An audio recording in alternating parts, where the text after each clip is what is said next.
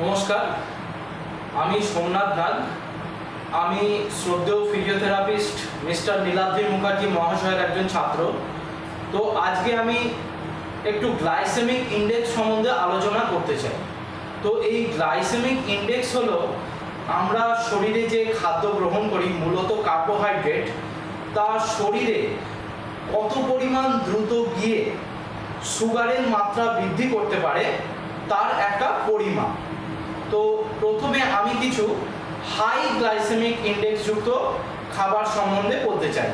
এই তালিকায় রয়েছে সাদা ভাত, সাদা রুটি, চিনির জাতীয় খাবার যেমন মিষ্টি, কেক, প্যাস্ট্রি, চিনি মিশ্রিত যে সমস্ত আপনার কোল্ড ড্রিঙ্কসগুলো আছে সেইগুলো, এবং আলু।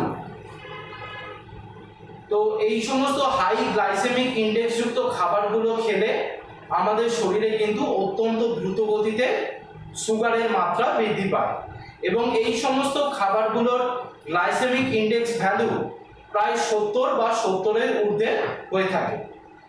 এবার আমি আলোচনা করছি কম গ্লাইসেমিক ইন্ডেক্স যুক্ত খাবার, অর্থাৎ লো গ্লাইসেমিক ইন্ডেক্স যুক্ত খাবারের তালিকা সম্বন্ধে।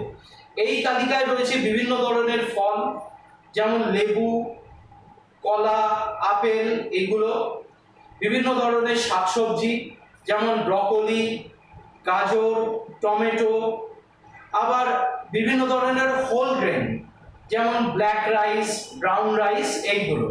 তো এই লো গ্লাইসেমিক ইন্ডেক্স যুক্ত খাবারগুলো খেলে আমাদের শরীরে ব্লাড সুগারটা ধীরে ধীরে বৃদ্ধি পায়, এবং এই সমস্ত খাবারগুলোর গ্লাইসেমিক ইন্ডেক্স ভ্যালু হচ্ছে 55-র নিচে।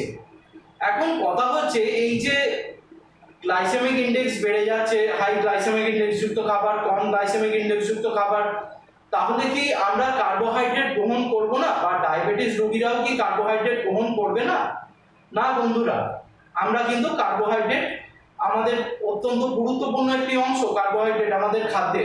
কারণ কার্বোহাইড্রেট হচ্ছে, এই যে আমরা সারাদিন যে কাজ করি তার যে এনার্জির প্রয়োজন হয় তার 45 থেকে 65% আসে আমাদের এই কার্বোহাইড্রেট থেকে, এবং প্রতি 1 গ্রাম কার্বোহাইড্রেটে প্রায় 4.1 ক্যালোরি শক্তি উৎপন্ন হয়ে থাকে, যা আমাদের কোষের শক্তি বৃদ্ধি করে, আমাদের শরীরে তাপ উৎপন্ন করে, এবং আমাদের কর্মক্ষমতাকে বৃদ্ধি করে।